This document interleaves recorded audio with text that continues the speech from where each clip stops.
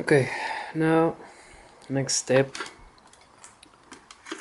since we're removing the clutch housing, is to remove all these bolts around the clutch housing that connects to the middle of the gearbox itself.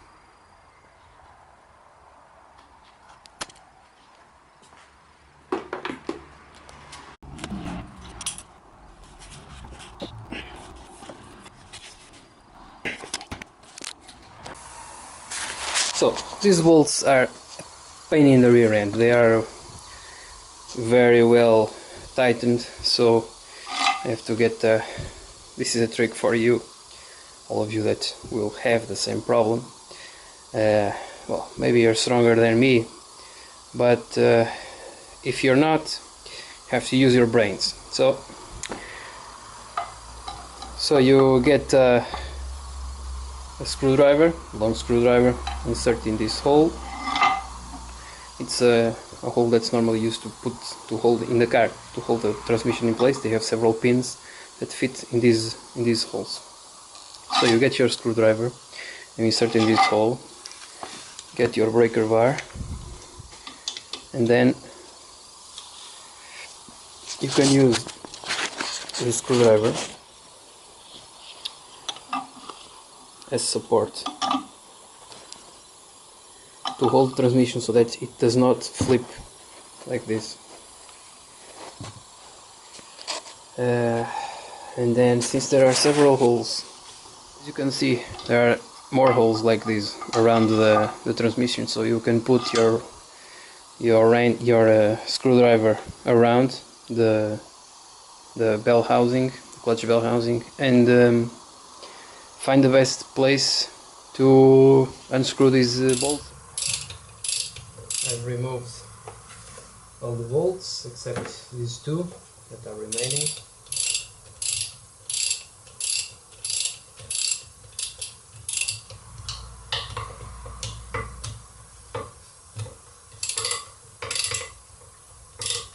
These bolts are a real pain to remove.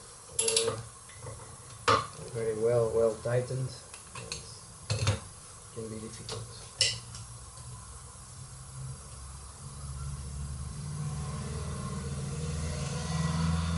Don't forget to put some WD-40 on these, because they're usually pretty dirty, and they have a thin layer of a white stain in the threads. So WD-40 is good to make your job easy. So off they are, all of them.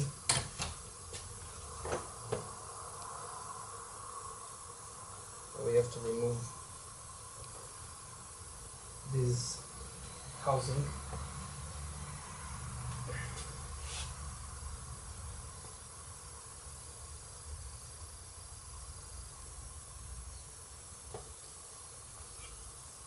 Will it come off?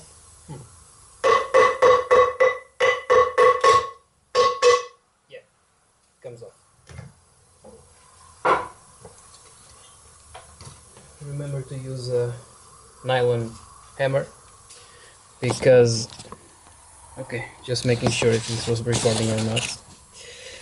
Remember to use a nylon hammer, because if you use a normal hammer you will damage the housing. So another nice tip for you.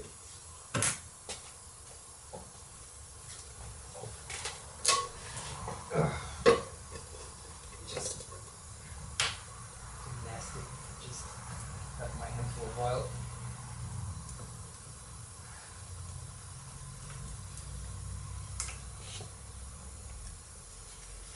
Let's see.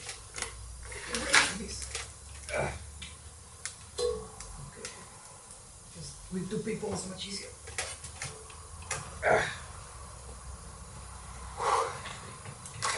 Okay, so the clutch housing comes off.